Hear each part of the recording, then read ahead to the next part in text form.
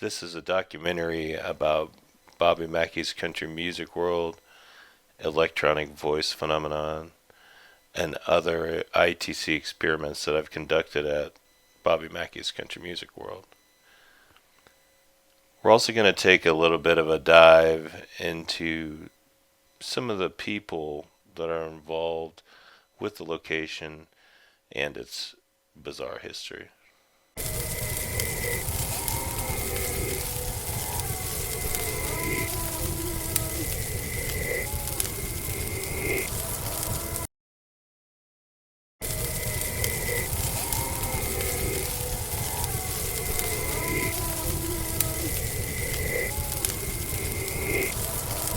Area that had all burned down at that time.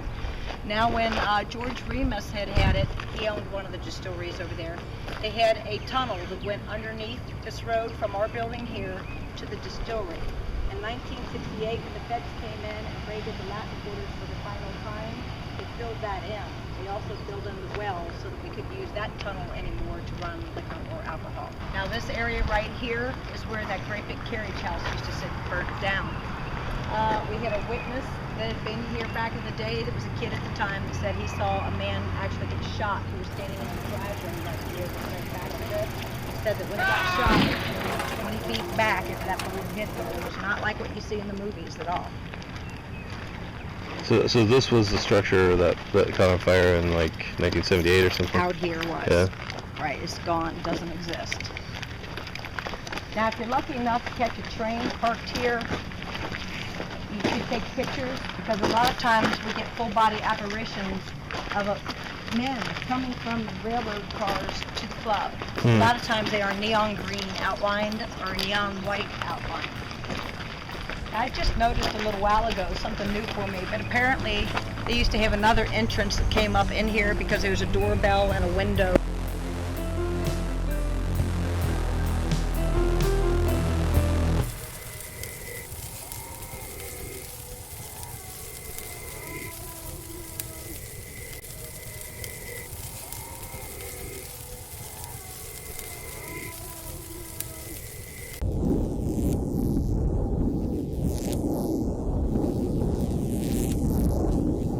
Mostly it's because it's fucking haunted, that's why. That's why.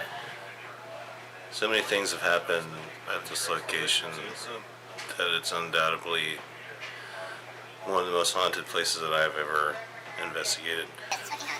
And I've really just become kind of obsessed with the place.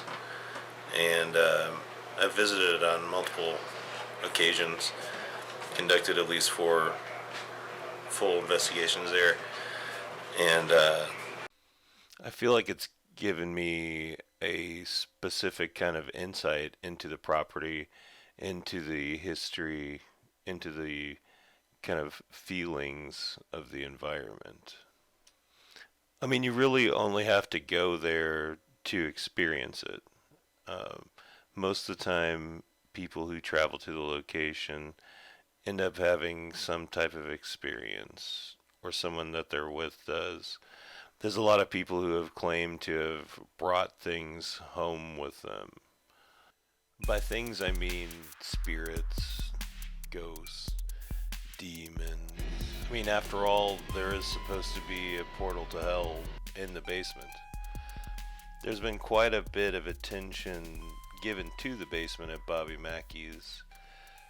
The original caretaker of the property, Carl Lawson, who's now deceased, claimed to have had some very intense paranormal, spiritual kind of experiences there in the basement in particular. He claimed that there was a haunting apparition that was telling him that he needed to find something in the basement, that there was something there that he needed to uncover. And as it turns out, he started tearing up the floor and he found a well. And he claimed to have found a diary that kind of was destroyed in a paranormal way. Uh, so there wasn't really any proof that there was a diary. But he did uncover the well, and unfortunately, succumb to what many people believe was a terrible possession caused by living in Bobby Mackey's country music world, spending so much time there, and just becoming generally obsessed with the property himself. Here's a little bit of that footage from the exorcism. Because he knows that I've got something in me that's greater than him. And I've got something in me that's greater than you, Charlie. You understand that?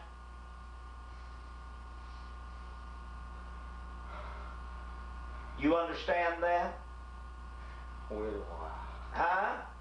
Oh, no. No. Carl's fighting. No. That silly little son of a bitch. You listen to me. That silly little son of a bitchy Carl No. is fighting me. Carl is not that.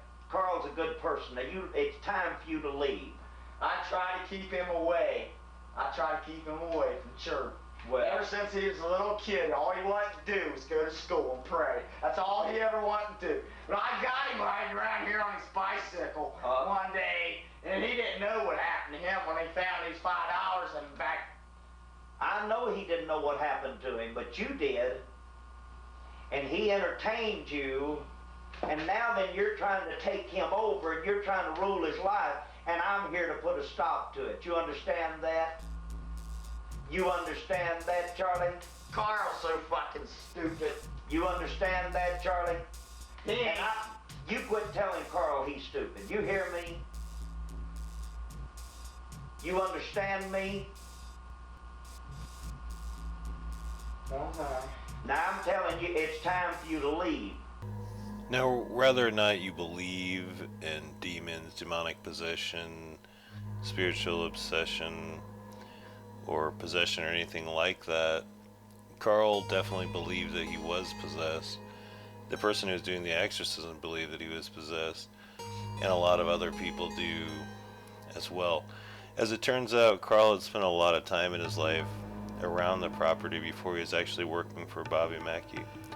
You can kind of catch that when he's talking about when he was riding around there when he was a kid, and that this Charlie character who seems to be possessing him caught him one day. He's talking about finding $5 and he didn't know what happened to him. So it seems that something happened to Carl Lawson that day that impacted him in a pretty terrible way. Spirit communication plays a pretty big role in paranormal investigation. Over time, the techniques that are used to communicate with spirits have changed, but it's basically the same idea. It really is just a matter of the type of devices you use or mediums, either an actual medium or whatever tools you decide to use, like an electronic voice recorder or a digital voice recorder or a magnetic recorder or even a video camera.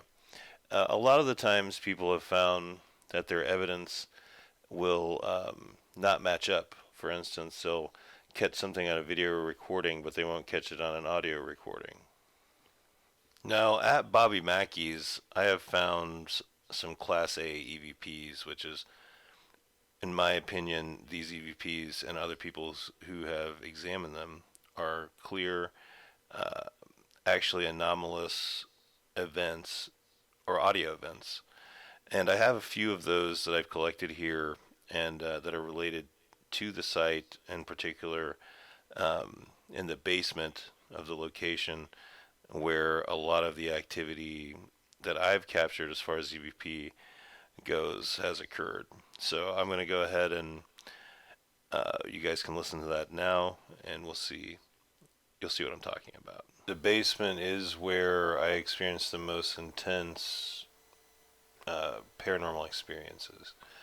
That's actually where I caught my first Class A EVP on a digital recorder.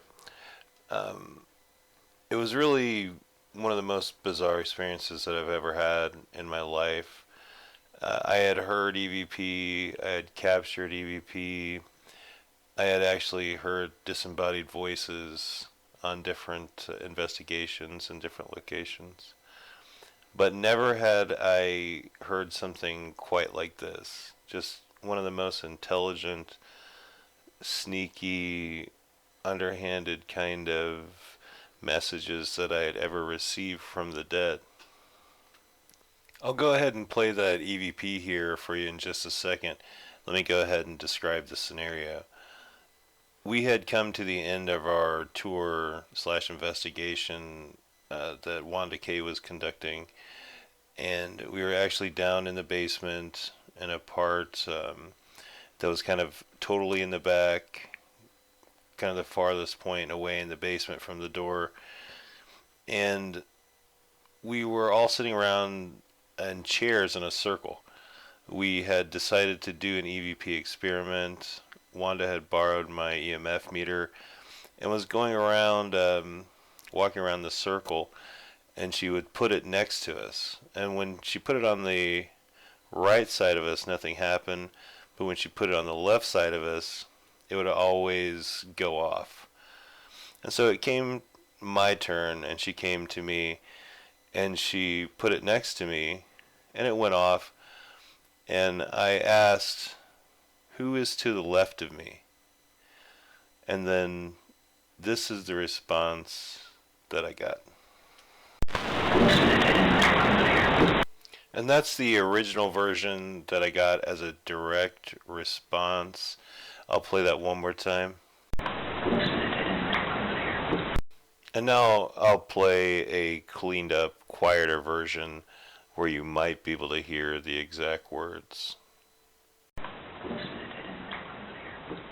And then I'll play it one more time, just so you can really catch it. So yeah, that's what I heard. Wish they didn't know I was here. So the weird thing about that is that this voice, this disembodied voice, was either talking to itself or talking to someone else that was with it. And that is even more terrifying. After straining to hear into that terrifying vista of reality, it took me about another year and some months to get back to Bobby Mackey's to do a second investigation. I went there with a different team of people. We had varying results that were still very startling, and I got a direct response about the EVP that I was talking about in the last section. I've of course been completely consumed by this idea since I experienced this, and I captured this EVP. So it had been on my mind. I went back to the location and I asked who it was again. And in the next section here, I'm going to describe what happened when I asked that question. I'm sitting here going over the audio that I captured in the basement at Bobby Mackey's Country Music World on our last trip, our return trip there, while we were doing an EVP session in the basement.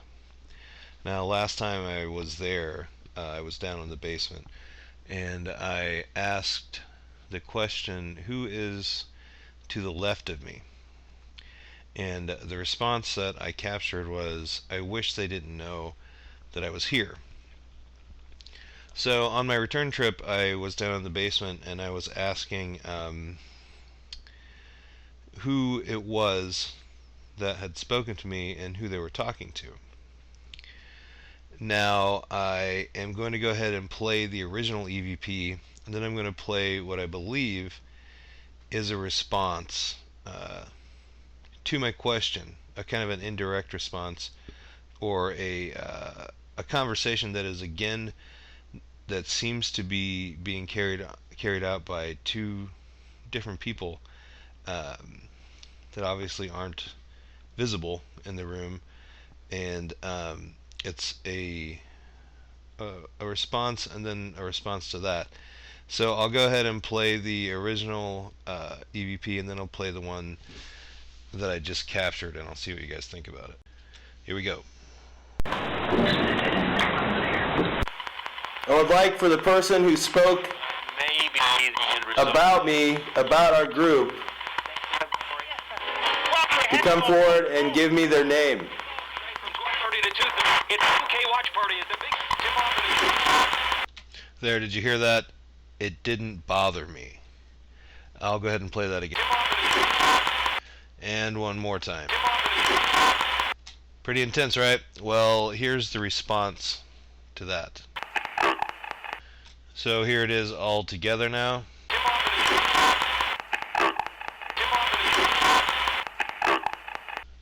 Okay, so pick that apart and go ahead and tell us what you think. I've got a lot more stuff to go over. There's a lot of stuff that I found. So this is the first little piece, and check it out and let me know.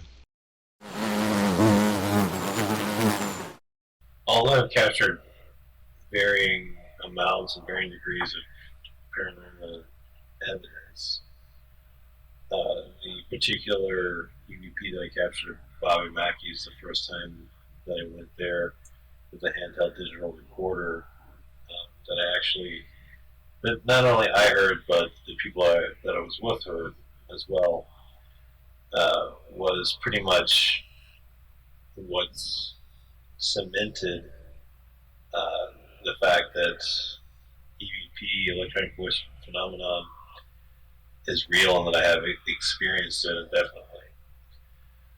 It's kind of hard to argue with that. There's a lot of things that could play into effect when you're doing things like electronic voice phenomenon and using all these different techniques. I mean, there's pareidolia. You can your brain will just get confused. It'll start looking for patterns. It'll start looking for words.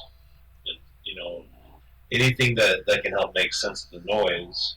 But sometimes it just is what it is, and that's what it is in this case.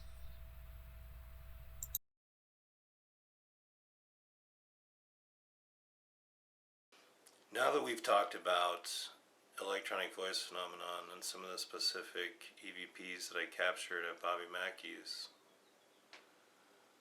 I think we should talk about another form of ITC, or another ITC experiment that we conducted on the property. ITC stands for Instrumental Transcommunication. What that means is that you can use a device, electronic device, much like you would use a digital recorder to capture an EVP. You could use a radio or a TV or a Frank's box or a Shack Hack or something like that. And in my mind, it's all pretty much the same thing. And an earlier iteration of this would be consulting any type of an oracle before the advent of electronic devices. The same thing would count for a Ouija board. I really don't think there's very much of a difference between using a Ouija board or conducting an EVP session. I know that makes a lot of people angry in the paranormal community, but I don't really give a shit about that, because at the end of the day, it's kind of exactly the same thing. But in any case, one of the experiments that we did at Bobby Mackey's involved a small TV that we used as the medium, and a camera that we used as kind of a catalyst. And so what we did was we pointed the camera directly into the TV, and we created the strobing effect that happens when you do that and you focus in. It also created We'll do a break and talk about infinite feedback.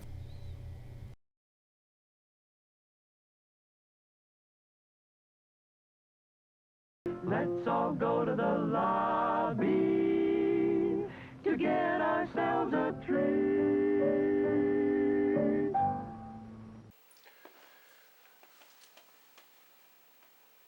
So here's the infinite feedback loop that you're looking for when you're setting up your video TV ITC experiment. It's pretty much just going to be this bizarre kind of kaleidoscope feedback loop. So then what you're going to do after that is to kind of pull in the focus until you get this strobing effect. And once you get the strobing effect, you can see you can get out, you can get in really deep in here, then you get more feedback, audio feedback usually, and you pull it back to something that you feel is like, I don't know, mesmerizing, I guess. So this is when I would say, hey, are there any spirits here who wish to communicate? Then,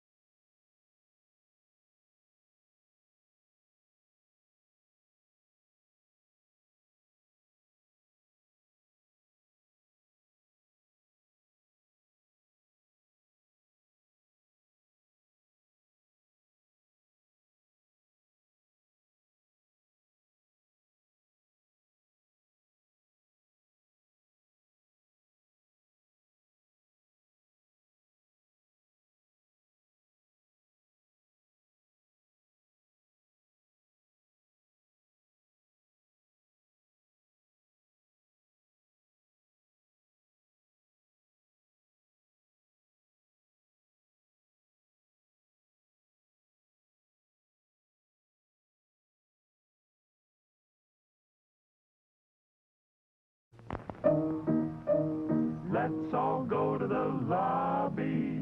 Let's all go to the lobby. Let's all go to the lobby to get ourselves a treat. Delicious. The sparkling drinks are just dandy. The chocolate bars and the candy. So let's all go to the lobby to get ourselves.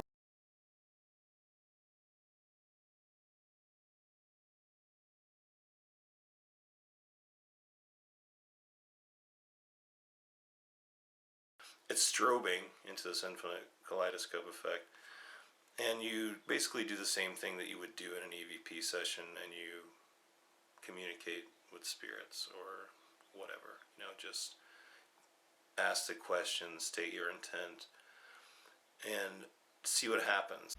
Let us hear your voice through the voice recorder, or just give us an indication that you are here. So basically, what we do, or what we did, was we would capture 30-second bursts at 33 frames per second. So then you end up with 990 frames. And so what you do after that is you go through that frame by frame and you see what you find. And we ended up finding some very interesting images.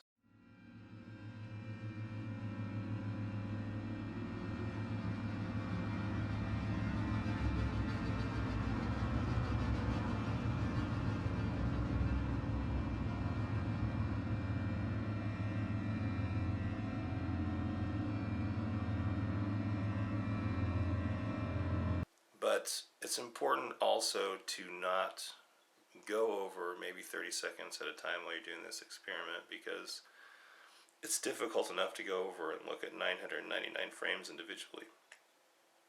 So by the time you're done doing that, your eyes are extremely tired, your brain is really confused, you're trying to make patterns out of all this staticky nonsense. So just for posterity's sake, it's good to do it in small bursts.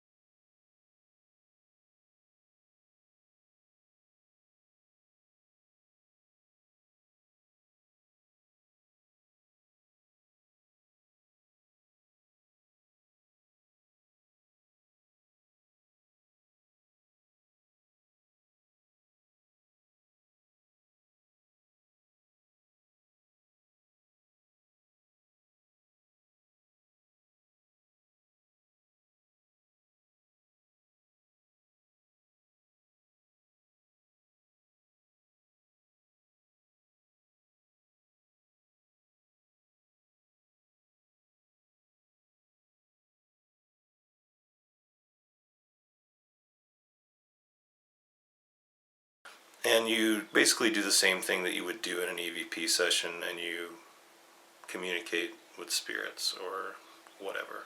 Just ask the question, state your intent, and see what happens. Let us hear your voice through the voice recorder,